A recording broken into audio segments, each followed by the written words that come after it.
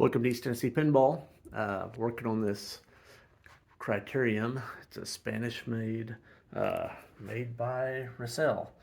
Spanish made, kind of a Gottlieb clone. Most of the parts are pretty much Gottlieb, but a little bit different. For one thing, everything's metric. I've just been working on the flippers, so I'm going to rebuild them. Let me show you what I've got over here. I've got the flipper plungers and balls over here. So let me show you how much slop there is in there.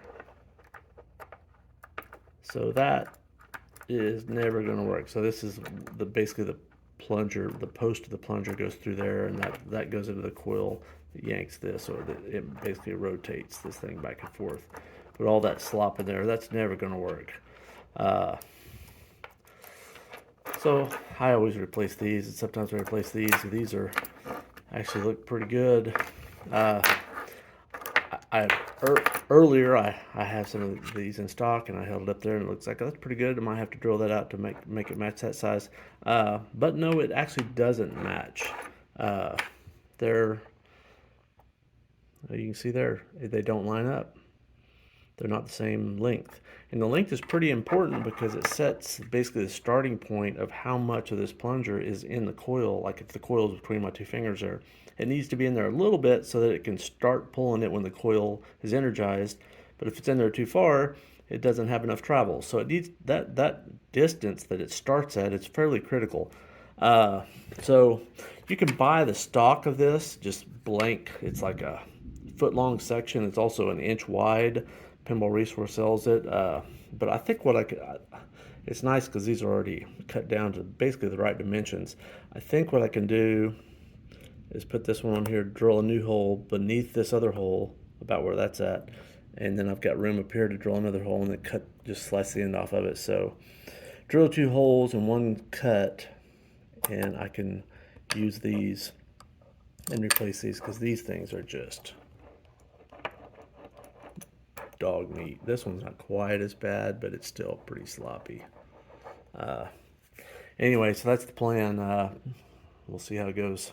By the way, to move the pawl, there was just a little hair clip on there. To remove this side, you've got to punch it out with a punch. It's an 1/8 inch punch, and I'm going to set the phone down here. I'm just going to hammer that through, and I've got an open hole in the back side.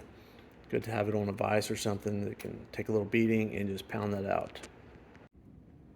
All right, so I got that pin punched out, and you can see how wallered out. And this is the one that was just wallered a little bit, but it's not anything close to a round hole.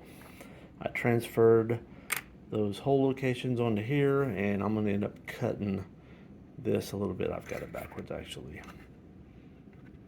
It's going to be like that, yeah. See, the holes line up like that. So that's going to be the small hole, and that's going to be a big hole. Oops, wasn't filming. It's going to be a small hole and a big hole, and I'll slice the end off of here, and it's about the best we can do, given you can't buy the part.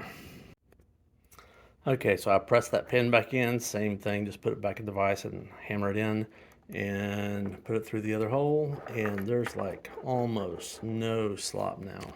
I mean, honestly, there's less slop than the ones you buy because I got the holes just the right size. And there's no friction. It's good and floppy. Much better than this. Oh my gosh. Can't have that.